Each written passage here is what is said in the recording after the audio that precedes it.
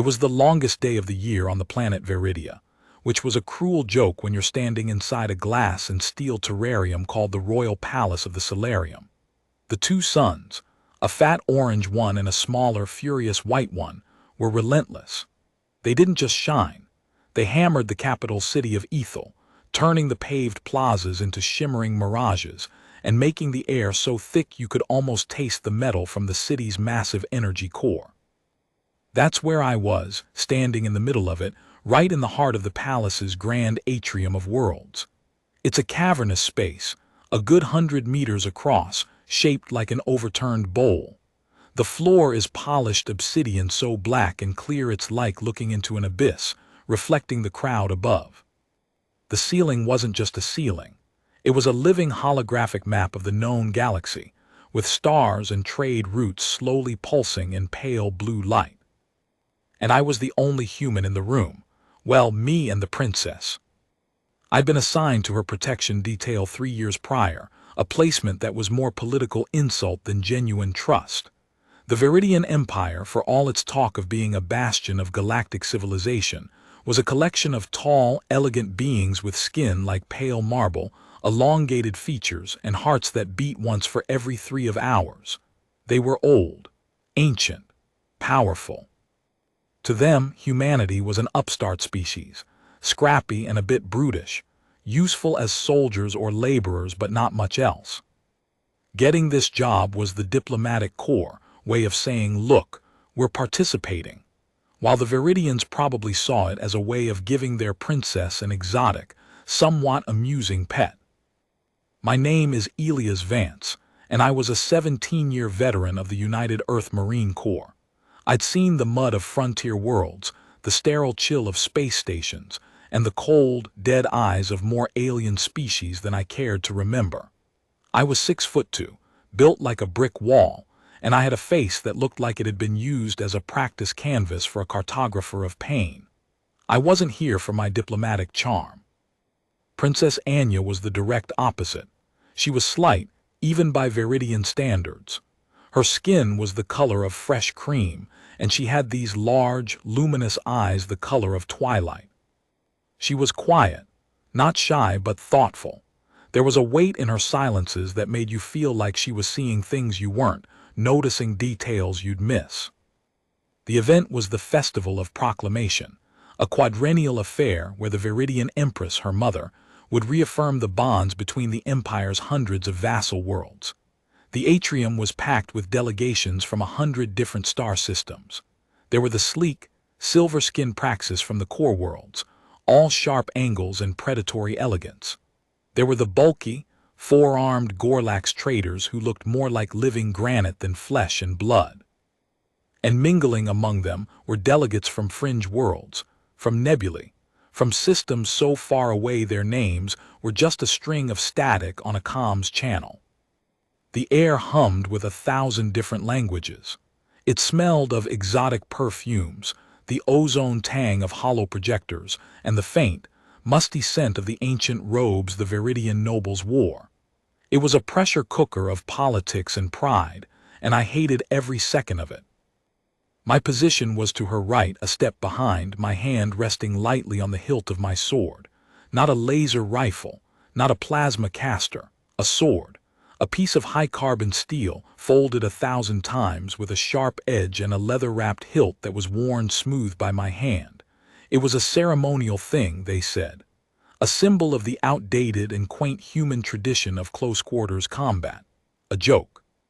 For 3 years, I'd been a glorified coat rack. The princess and I would walk through crowds and the other dignitaries would smile at her, then look at me with that mixture of bemusement and pity. Look at the savage, their eyes seemed to say. So quaint, so primitive.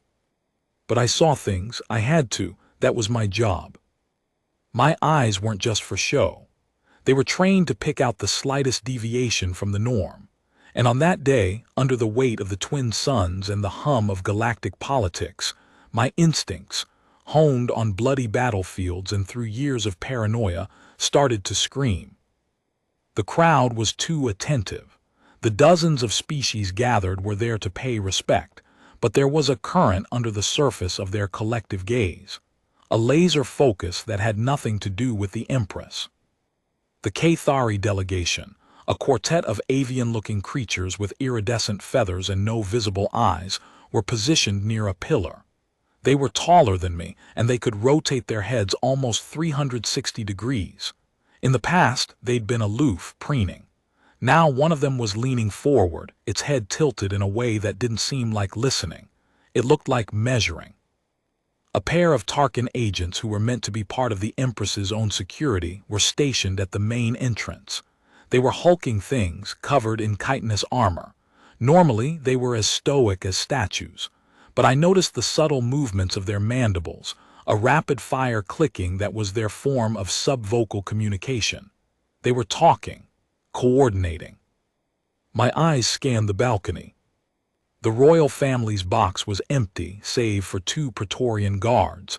The Empress was due to arrive soon. The crowd was mostly looking that way, a sea of expectant faces, but some weren't. Some were looking at our section. Some were looking at Anya. It's paranoia, I told myself. You're just jumpy because this isn't your world. These are diplomats, not soldiers. Then I saw him. He was tucked away near a fountain that flowed with liquid light, a short, unassuming being with drab, grayish skin. His species, the Xylos, were common enough, traders, mechanics, often found in the lower decks of space stations. He was wearing the simple, tunic-like robes of a palace servant. But his hands were wrong. They were steady, clasped in front of him, too steady. They weren't fidgeting with a data slate or adjusting his collar like a real servant would. They were perfectly, unnaturally still. And his eyes, he wasn't looking at the Empress's empty box. He wasn't looking at the podium. He was looking right at the princess.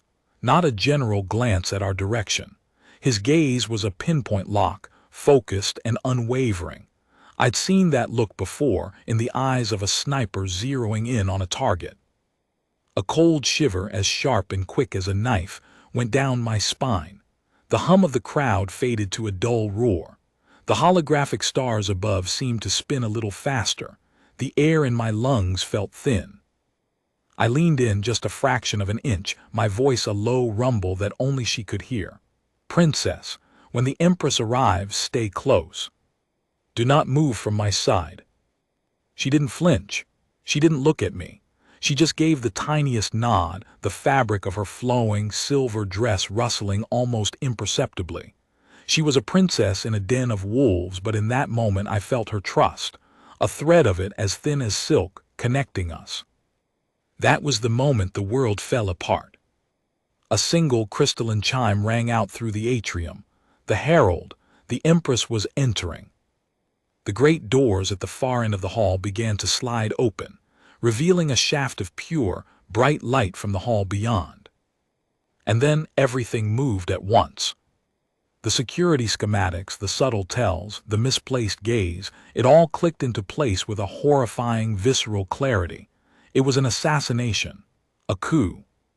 It wasn't one shooter, it was a coordinated team. From the far left balcony, a flash of purple light, a particle beam aimed directly at Anya's heart.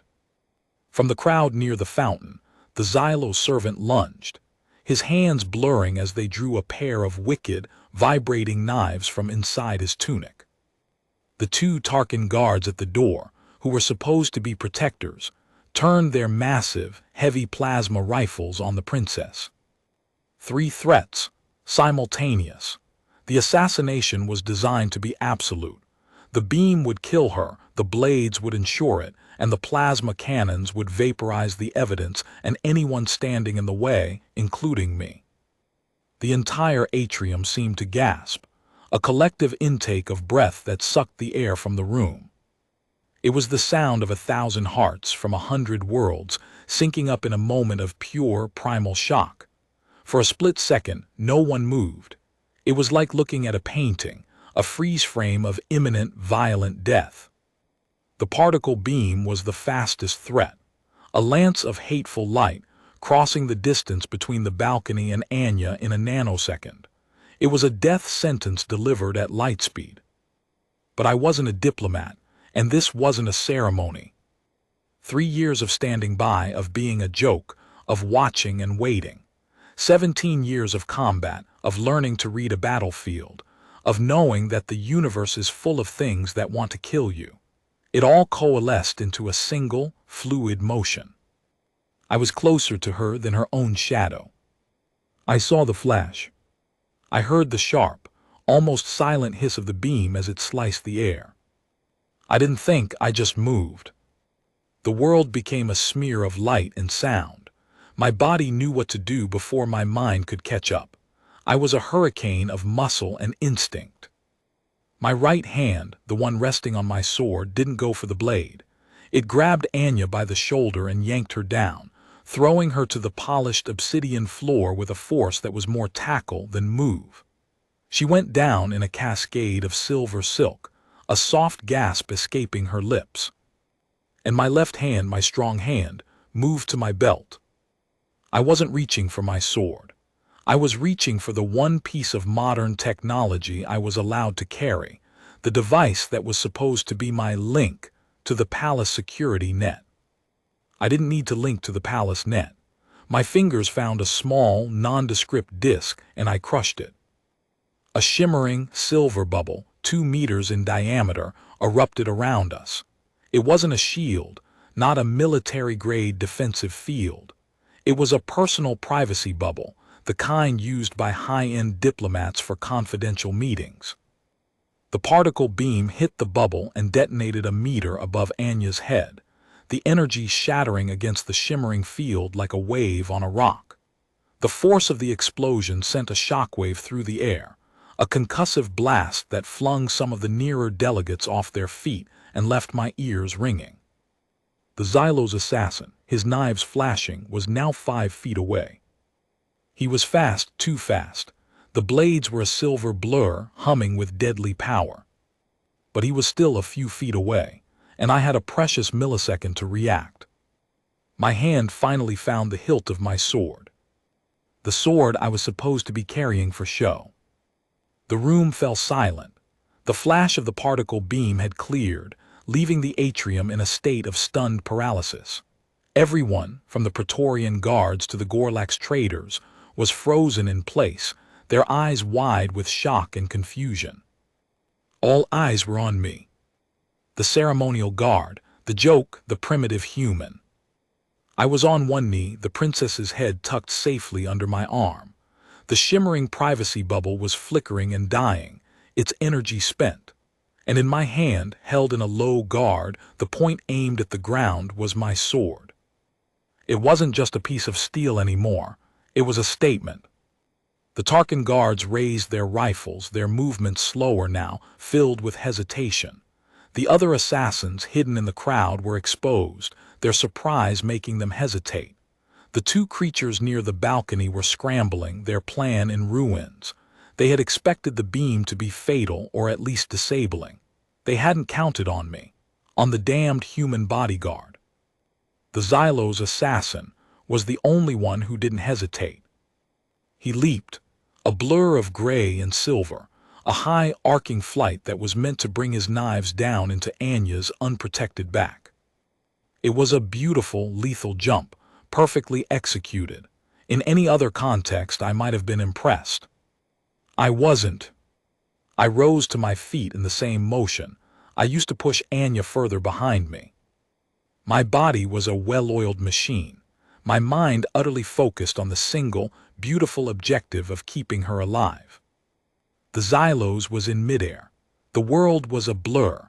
My sword was in my hand, and for the first time in 3 years, I wasn't holding it for show. It was a piece of steel, a simple, mortal human piece of steel. And against the galaxy's deadliest assassins, it was just a weapon. I swung. It wasn't a dramatic, sweeping arc. It was a small, precise, horizontal slash, a movement no different from what I'd practiced 1,000 times in the dusty training yards of Mars. In the microsecond it took for the blade to connect, the temperature in the room seemed to plummet. A collective gasp went through the crowd, but it was different this time. It wasn't a gasp of fear. It was a gasp of recognition. The universe, for all its advanced technology, its energy weapons and its psychic powers, was built on a few simple truths, and one of them is that an assassin in midair is just a falling object. I was moving before the assassin's body hit the floor. I didn't wait for it to land. I didn't care about it.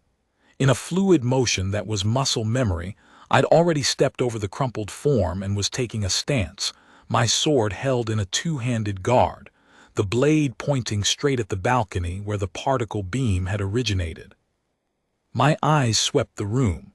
The Tarkin guards were still frozen, their plasma rifles half raised. The other would-be killers were hesitating, their eyes darting from their fallen comrade to me, to the princess huddled behind me. One of them, a tall, slender creature with a featureless face, was the first to move, not towards us, away. The sight of the dead Xylos, of the human who had just cut him down in a fraction of a second, it was a violation of their expectations. They had prepared for a massacre, for a technological battle, for a chaotic gunfight. They hadn't prepared for this. The featureless creature took a step back, then another, and then, with a hiss that might have been the sound of its own fear, it turned and ran. That broke the spell. Like a dam bursting, the atrium erupted into chaos. The carefully constructed tableau of galactic politics shattered into a whirlwind of screaming, fleeing dignitaries. But none of them were trying to get close to us. They were running away from the dead assassin, from the blood spreading on the obsidian floor, and from the man with the sword who had just shattered their reality.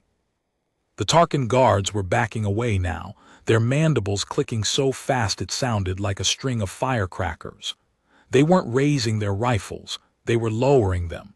They had the weapons, the advanced technology, the training, but they had also just seen what a human could do with a piece of steel. The Emperor, a tall, imposing Viridian with a face like carved ivory, stood on his balcony, his face a mask of pure shock. The two Praetorian guards flanking him were staring at me, their own ceremonial swords, for the first time, looking less like an ornament and more like a threat. The silence, broken only by the echo of fleeing footsteps, was absolute. Then a new sound filtered in, the frantic, wailing siren of the palace alarms. And through it all I could feel a pair of eyes on my back, Anya's. She was still on the floor, looking up at me, her face pale, but there was no fear in her twilight-colored eyes, not anymore. There was something else, a look of pure, unadulterated awe, a flicker of understanding. She had just seen her human, her joke of a bodyguard, draw his sword. And in that moment, every alien assassin in the room had tried to escape. A slow smile touched my lips, but it was a grim, humorless thing. I brought the sword up, pointing it at the balcony. The blade, still wet with the life of the Xylos, glinted in the harsh light of the holographic sun. "The princess is under my protection," I said, my voice carrying in the sudden, shocked quiet. It was a simple statement, an uncomplicated truth that was more profound than any treaty. And in that moment, the entire room understood. The human bodyguard was the most dangerous thing in the atrium. I looked at Anya. "Stay behind me, Your Highness." She nodded, her eyes never leaving my face. She was holding her hands up, a trembling, elegant gesture of surrender. But it wasn't surrender to the enemy. It was a surrender to the chaos, a recognition that the world had just shifted on its axis, and she was trusting her human to navigate the wreckage. The galaxy would never look at humanity the same way again. But I wasn't concerned with the galaxy. I was only concerned with the princess. And I had one hell of a mess to clean up. The chaos didn't just settle, it became a churning vortex of panic and noise. Alarms shrieked, their wailing echoing off the obsidian floors and the holographic stars above. The crowd of dignitaries had transformed into a stampede, a terrified torrent of silk, chitin, and scales, surging toward the exits. The carefully manicured lawns of diplomacy had been mowed down by the blade of reality. My world, however, had shrunk to a 3-meter radius. The princess, Anya, was pressed against my back, her small, cool hands gripping the fabric of my uniform. I could feel her trembling, a fine vibration that traveled up my spine. The smell of her perfume, something floral and alien, like night-blooming jasmine on a world that had no night, mixed with the sharp, coppery tang of the Xylos's blood on the floor. The two Tarkin guards at the main entrance had made their decision. They weren't shooting. They were backing away, their chitinous armor gleaming under the harsh light. Their mandibles were still clicking, but the sound had lost its aggressive edge. It was now a sound of retreat, of confusion. They were getting out of the line of fire, blending back into the surging crowd. Their assassination attempt had failed spectacularly, and they were cowards after all. They were security guards, not warriors. I had to move. Staying in the open was suicide. The atrium was a kill box. We needed cover, and we needed it now. I grabbed Anya's wrist. It was as thin as a bird's bone in my hand. "This way," I said, my voice a low command. I didn't wait for an answer. I pulled her along, moving at a crouch, my sword held in a low, ready guard. We cut through the fleeing masses, a small, determined island in a sea of panic. The Viridian nobles with their flowing robes were the worst. They were clumsy and terrified, their elegant forms pushing and shoving with a gracelessness that was almost comical. The main exit was blocked by a tangled mass of bodies. A group of squat, blue-skinned merchants had formed a desperate, immovable knot in the doorway, their four arms flailing in a frenzy. They were an impenetrable wall of stubborn flesh. A smaller service corridor was to our left, half hidden behind a curtain of holographic data streams. I'd seen it on the schematics, a backstage passage for servants. I pulled her in that direction. I had to shoulder my way through a cluster of terrified attendants, a wave of bodies that parted around me like water around a rock. My presence was a shock, a stark injection of kinetic energy into their flight. I wasn't trying to be subtle. We burst through the holographic stream into the narrow, utilitarian corridor. The sudden shift in atmosphere was jarring. Gone were the polished obsidian floors and the holographic stars, replaced by dull gray permacrete and the harsh, sterile glow of emergency lighting. The air was cooler here, carrying the faint smell of ozone and recycled air. Anya stumbled, her fancy dress getting caught on a protruding pipe. I caught her, steadying her with a hand on her arm. "Are you all right?" I asked, a little more roughly than I intended. My heart was hammering in my chest, a steady, rhythmic drumbeat in my ears. She nodded, her face pale. I am, thank you, Elias." There was a tremor in her voice, but it wasn't pure fear. It was shock mixed with something else. A nascent sense of awe, maybe. "Don't thank me yet," I said, turning to scan the corridor. "We're not out of this." The corridor was empty, for now. It was a T-junction branching left and right. I had no idea which way led to safety. I had to make a choice. I chose left. It led deeper into the palace, away from the main exits. It was counterintuitive. The assassins would expect us to run for the exits. Going deeper was madness. But sometimes, madness is the best tactic. We ran. My boots were silent on the permacrete, a testament to the quality of my earth issue gear. Anya's soft slippers made the barest whisper. We passed sealed doors, each one a potential trap. I had no idea who was behind them, friend or foe. It didn't matter. We couldn't stop. I kept my sword in my hand, the familiar way to comfort. It was my anchor to sanity, a primitive piece of steel in a world of advanced technology. My mind was a whirlwind of tactical calculations, angles of attack, potential cover, exit strategies. My ears were pricked for the sound of pursuit. Then I heard it. A soft, rhythmic thumping, the sound of many feet, boots on permacrete. They were coming, multiple targets. I stopped, pulling Anya into a recessed doorway. I pressed my back against the cold metal, holding my finger to my lips. She nodded, her eyes wide, her breath coming in short, shallow gasps.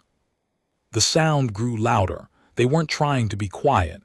They were confident, arrogant, A team of professional killers likely sent to clean up the mess. Their arrogance was our only advantage. I peered around the corner. 3 figures. Not Xylos, not Tarkin. These were bigger, more humanoid, but covered in a sleek, black, form-fitting armor. They had helmets with reflective visors that made their faces look like polished obsidian mirrors. They carried weapons I didn't recognize, sleek, black rifles that hummed with a barely suppressed energy. They moved with a fluid, practiced synchronization. They were a well-oiled machine, a well-funded and professional death squad. They were looking for us. My mind was a blank, but my body was a history book, a collection of recorded instincts. I knew what to do. I looked at Anya. Her trust was a palpable thing, a tangible weight in the air between us. She was a princess, a figurehead, a symbol. But in this moment, she was just a terrified young woman who was trusting the savage with the sword. "Stay here," I whispered. "Don't move, don't make a sound, no matter what you hear." She nodded, her lips a tight, bloodless line. I took a deep breath. The metallic taste of adrenaline flooded my mouth. I steadied my nerves. The world around me seemed to slow down. The first of the 3 assassins rounded the corner. He was fast, he saw me. He brought his rifle up. But I was already moving. I wasn't a soldier fighting with a sword. I was a predator. An apex predator, using the environment, using the element of surprise, using their own arrogance against them. I lunged, not at him, but at the wall next to him. My boots pushed off, propelling me diagonally across the corridor. My sword, held in a 2-handed grip, was a gleaming arc of steel. The assassin fired. A bolt of purple energy screamed past my ear, singing the hairs on my temple. He was too late. I was already inside his guard. The tip of my sword found the gap between his helmet and his chest plate. It wasn't a clean kill. It was a messy, brutal, desperate stroke. I felt the blade scrape against hard material, then bite into flesh. A spray of dark, viscous liquid splattered the gray wall. The assassin collapsed, a gargling sound escaping his throat. His 2 partners were right behind him. They had seen their comrade fall. They didn't hesitate. They opened fire. I dove, rolling across the floor as the purple bolts of energy tore into the permacrete where I'd been standing. The air crackled with ozone.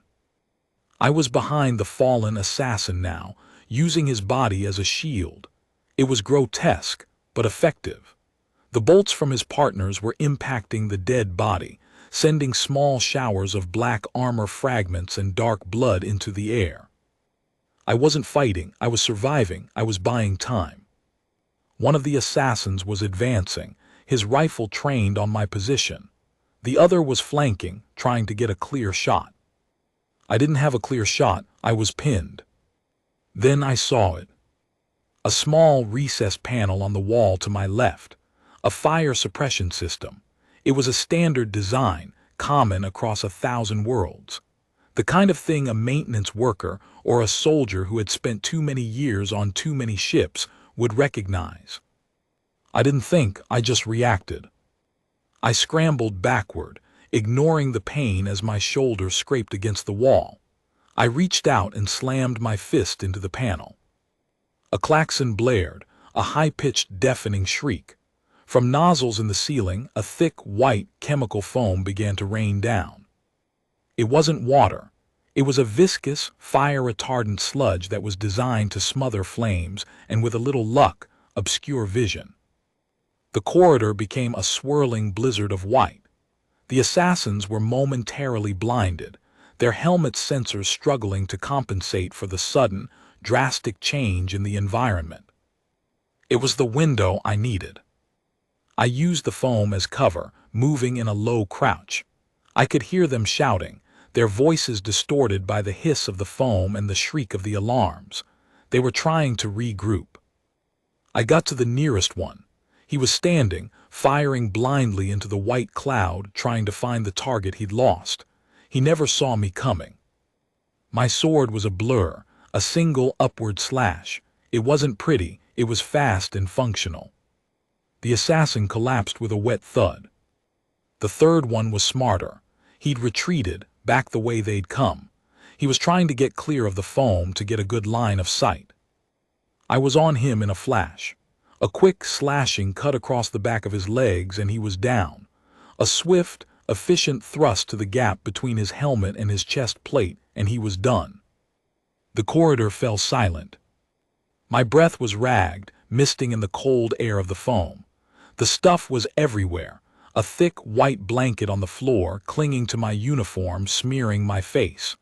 The klaxon was still shrieking, but it was a distant, meaningless sound.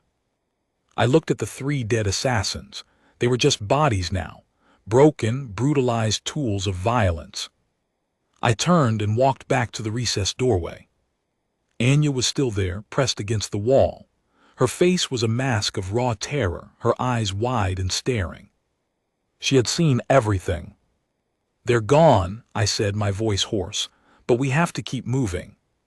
She was staring at me, her eyes fixed on the blood and the foam that covered me. A single tear traced a path down her pale cheek. I didn't have time for her to be scared. I didn't have time for her to process what she had seen. I grabbed her wrist again and pulled her forward. We continued deeper into the labyrinth of the palace. The Viridian Palace was a sprawling, organic structure, a warren of corridors, chambers, and hidden passages that seemed to defy all logic.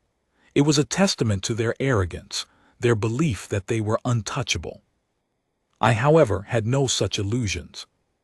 We moved through the service corridors, through kitchens and laundry rooms, through silent, sterile laboratories that smelled of chemicals and alien biology. I was a ghost, flitting from shadow to shadow, my sword my only companion. I could hear the sounds of pursuit in the distance, the occasional shout, the sound of heavy boots. They were searching for us, a net tightening around us. I needed a secure location, a place to stop, to think, to regroup. I remembered the schematics, a communications room, a secure suite off the main grid. It was a place where the Empress would hold private meetings, a room that was supposed to be impenetrable. It was our only hope. It took us an agonizingly long time to find it. We were lost in the maze, our progress slowed by my constant vigilance and Anya's exhaustion. She was a princess, not a soldier. She wasn't used to this. Finally, we came to a heavy, blast-proof door. It was a featureless slab of gray metal, with no visible handle or lock. I examined it. There was a small, recessed panel on the wall next to it. "Your hand," I said to Anya. "Put your palm on the panel." She hesitated, but she did it. Her slender hand, trembling, pressed against the cool metal. There was a soft hum. The panel glowed a faint blue, scanning her palm print. The door slid open with a soft hiss. We stepped inside. The room was a stark contrast to the chaos outside. It was elegant and serene, decorated in the Viridian style with soft, flowing fabrics and gentle, ambient lighting. A large, oval table dominated the center of the room, surrounded by comfortable-looking chairs. On one wall, a massive floor-to-ceiling view screen showed a panoramic view of the capital city, Ethel, as it looked from the highest tower of the palace. The twin suns were setting, painting the sky in shades of orange and purple. Anya stumbled over to a chair and collapsed into it. She looked utterly drained, her shoulders slumped, her head bowed. I stood by the door, my back to it, my eyes scanning the room. It was empty, secure, for now. "Are you all right?" I asked for the second time. It was a stupid question, but I had to ask. She looked up at me. Her eyes were red-rimmed, but the tears were gone, replaced by a strange, unreadable expression. "You killed them," she whispered. "All of them. You were magnificent." "I did what I had to do," I said, my voice flat. "It's my job to protect you." "No," she said, shaking her head. "That was more than a job, that was art, a dance. You are not a simple guard, Elias. You are a warrior, a true warrior." I looked at her. She was a princess, a creature of privilege and power. She was also utterly terrified and utterly in awe. We need to contact your mother, I said, changing the subject. We need to secure the palace, find out who was behind this. She nodded. She got up and walked over to the view screen. She touched a panel on the wall and the screen flickered to life. It didn't show the Empress. It showed a face I didn't recognize. A Viridian face, with hard, aristocratic features and cold, calculating eyes. He was wearing a general's uniform. Princess Anya, the figure said, his voice smooth as polished glass. I am so glad you are safe. The palace is in chaos. There has been an attempted coup. I am taking command of the security forces to restore order. I stepped forward, moving to stand between Anya and the screen. Who is this? I demanded. The figure's eyes flickered to me, a flicker of contempt in his gaze. Ah, the human, he said. How quaint. Your primitive theatrics have made quite an impression, but they are of no consequence. The princess will be taken into protective custody. She will be kept safe from the current instability. She will not be taken anywhere, I said, my voice hard as steel. She is under my protection. The general laughed. It was a cold, chilling sound. You are a bodyguard, human, he said. A simple piece of muscle. You are irrelevant. The princess is a symbol of the old order. She is in danger. Surrender her to me, and I will ensure you are allowed to leave Viridia alive. I don't think so, I said. I placed my hand on the hilt of my sword. The general's smile vanished. His eyes narrowed. You have no idea what you are up against, he said. I have 100 soldiers at my command. They are outside this very room. You are trapped, human. Give up the princess and you may live. You are wrong, I said. I am not trapped. I am exactly where I need to be. I pointed my sword at the screen. You made a mistake, I said, my voice low and dangerous. You thought I was a simple guard. You thought I was just a piece of muscle. You were wrong. I took a step towards the screen. I am a human, I said, my voice a low, dangerous whisper. And the princess is under my protection. You want her, you have to go through me. The general stared at me, his face a mask of pure, unadulterated shock. He had expected a deal, a negotiation. He had expected a simple, obedient guard. Instead, he had found a wall. A wall made of steel and fire, and a stubborn refusal to yield. You are a fool, human, he spat. Perhaps, I said, but I am a fool who is still standing. I turned to Anya. Get ready, I said. We're going to have to fight our way out. She nodded. She was pale, but there was a new look in her eyes, a look of grim determination. She was no longer just a terrified princess. She was starting to become a survivor. And I was going to make sure she survived, no matter what it took. The general's words hung in the air, a cold, final pronouncement. He had 100 soldiers. We had a single sword, a terrified princess, and a room with one door. It was the kind of odds that would make a sane man surrender. But I'd left sanity behind somewhere between the Xylos' knives and the Tarkin's plasma rifles. I was a soldier, and more than that, I was a human. A species that had clawed its way to the stars through sheer, unadulterated stubbornness, surviving apocalypses, plagues, and our own self-destructive tendencies. Retreat wasn't in our genetic code. It was a software patch we'd never installed. The general's face on the screen was a mask of cold fury. He had planned this meticulously, a coup that was supposed to be surgical and swift. He hadn't counted on me, on the primitive human with the outdated weapon, turning his perfect plan into a bloody mess. Your bravery is admirable, he said, his voice dripping with mockery. But it is ultimately pointless. The door you are leaning against is rated to withstand a direct hit from a starfighter's cannon. You cannot break it down and you cannot run. You will surrender, or you will be incinerated where you stand. I didn't answer him. I was already working. My eyes were scanning the room not for an exit but for options. The room was a sanctuary, but it was also a gilded cage. It had one door, a suite of furniture, and a massive view screen. The view screen. It was a weakness. The general was still talking, his voice a droning monologue about the new order, the decadence of the old regime, the necessity of his actions. He was enjoying himself, relishing his moment of triumph. He was making a mistake. I was a soldier.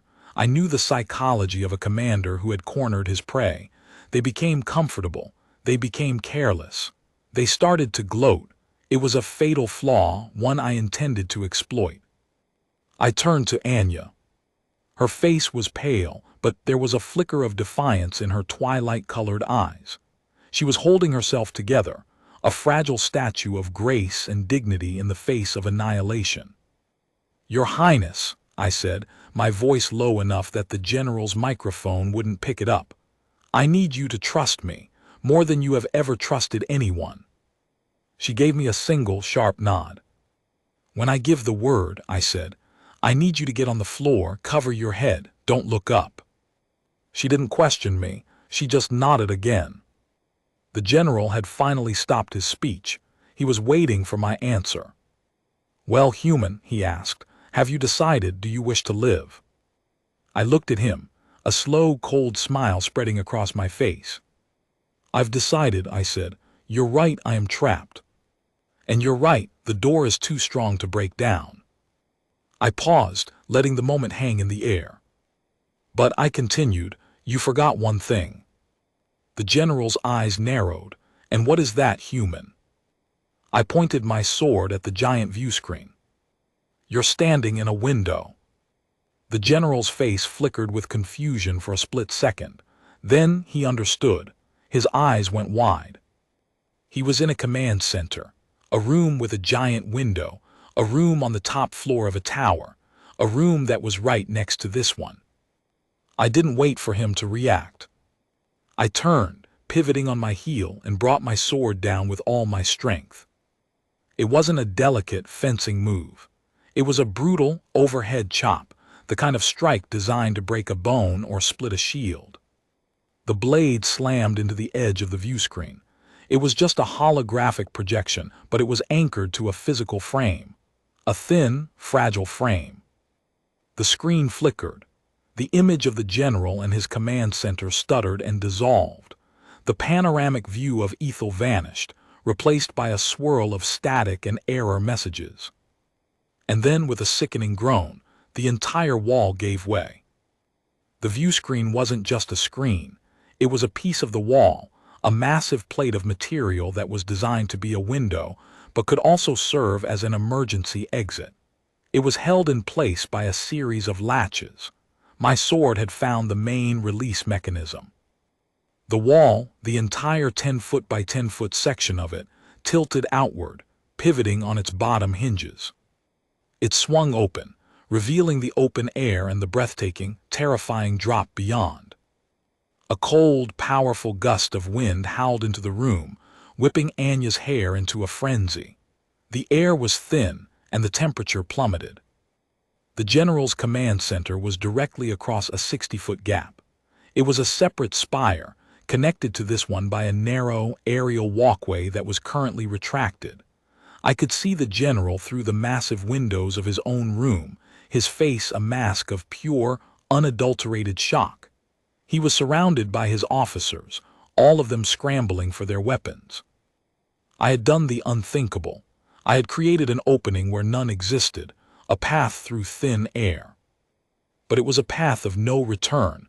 I didn't have wings. I turned to Anya. "We're leaving," I said, "now. Grab my hand." She didn't hesitate. She took my hand. It was cold and small, but she held on with a fierce grip. I didn't jump.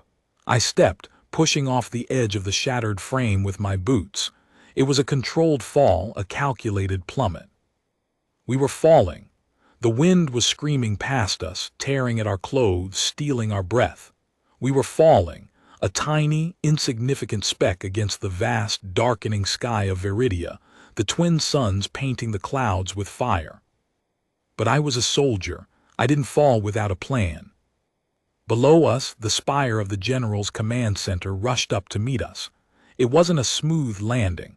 It was a controlled crash. I hit the angled roof of the spire, my boots impacting the hard, smooth material.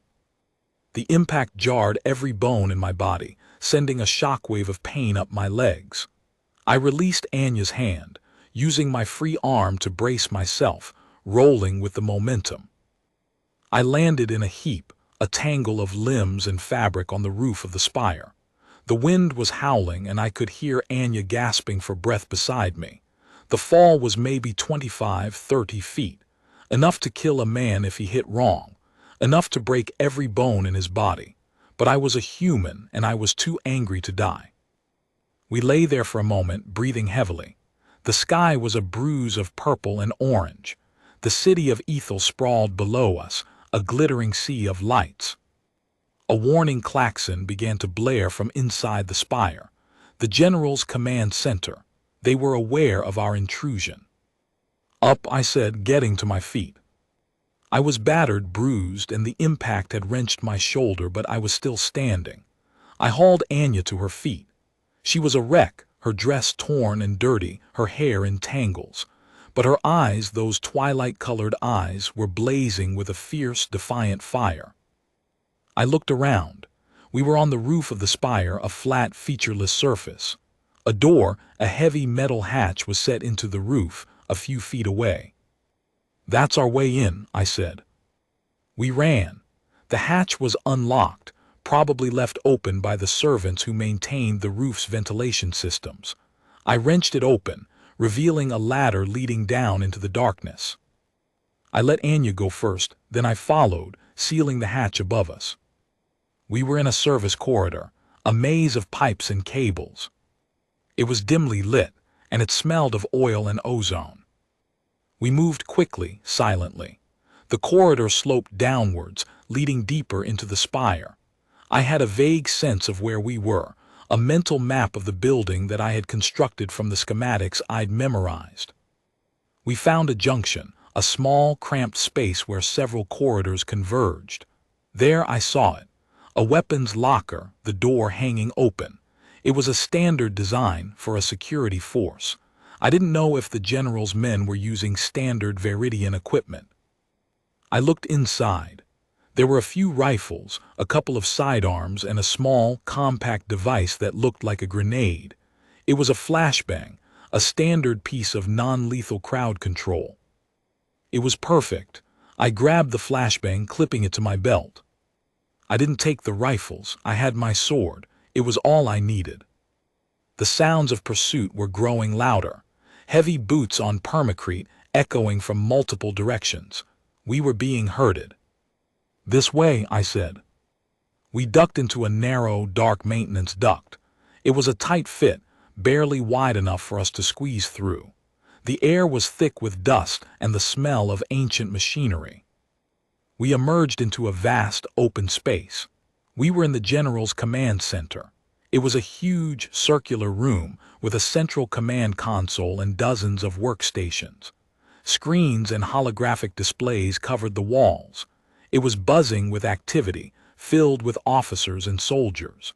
But they were all facing the wrong way, looking out the massive windows at the chaos in the palace. They had no idea we were there. They were all waiting for the general's command. The general was standing in the center of the room, his back to us. He was staring at the view screen, still trying to figure out how the primitive human had escaped him.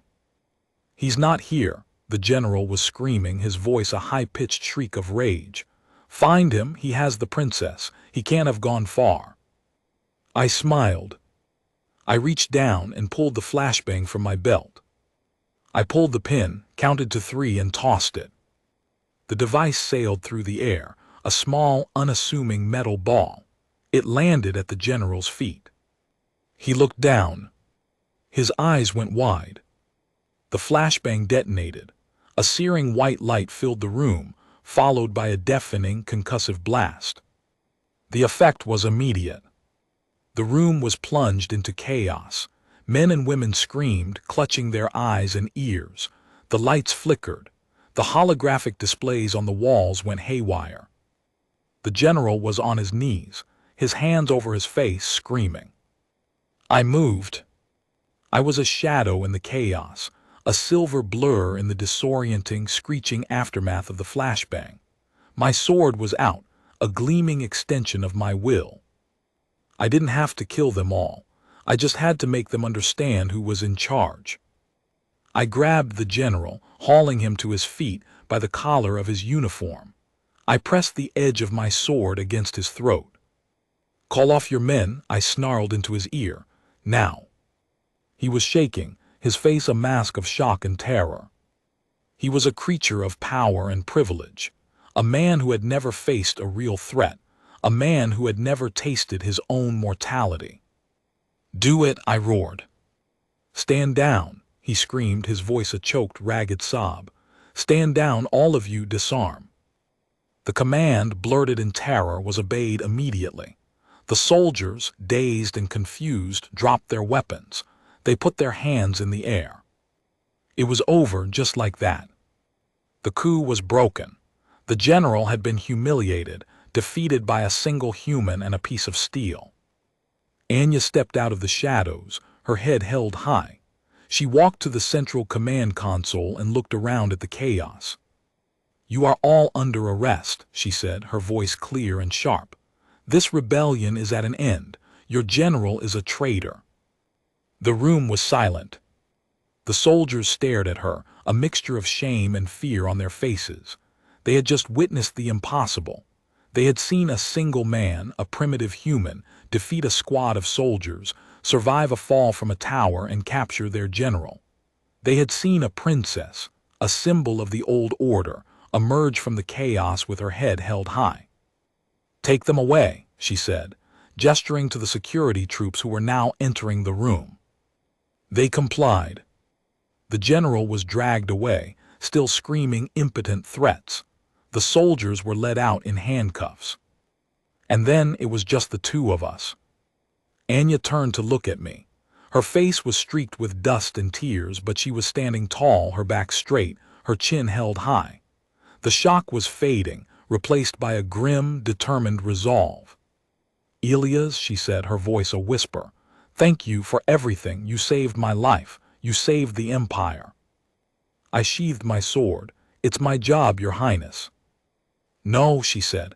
You could have run, you could have surrendered, you could have let me die, but you didn't. She stepped closer. You are a true warrior, she said. I have never seen anything like it. You are a myth, Elias, a legend. I'm just a man, I said, a tired smile touching my lips. No, she said, shaking her head. You are more than that. You are a human. The galaxy is going to hear about this. They are going to hear about the human who drew his sword and made 100 assassins run. She was right, the story would spread. It would become a legend, a tale whispered in the dark corners of space stations and in the grand halls of galactic palaces. The story of the princess's human bodyguard who drew his sword, a story of courage, of defiance, of the indomitable spirit of humanity. The twin suns had set, and the city of Ethel was a sea of glittering lights. The stars were coming out, a million points of light in the vast, dark canvas of the sky. Anya looked at me, her eyes wide, her face filled with a new respect. It was the look of a leader who had just been given a glimpse of a world she never knew existed. What happens now? She asked, her voice soft. I looked out at the glittering city below. The galaxy was a dangerous place, but for the first time in a long time, I felt a flicker of hope. Now, I said, now we rebuild. We make sure this never happens again. She nodded. She reached out and took my hand. It was a small, simple gesture, but it was filled with meaning. The galaxy will never look at a human the same way again, she said. I squeezed her hand. Let's hope not, I said. The stars twinkled overhead, indifferent to the drama that had just unfolded. But on the planet Veridia, in the heart of the Empire, something had changed. The primitive human, the savage with the sword, had shown them all what it truly meant to be a protector. He had shown them what it meant to be a human. and they would never forget it.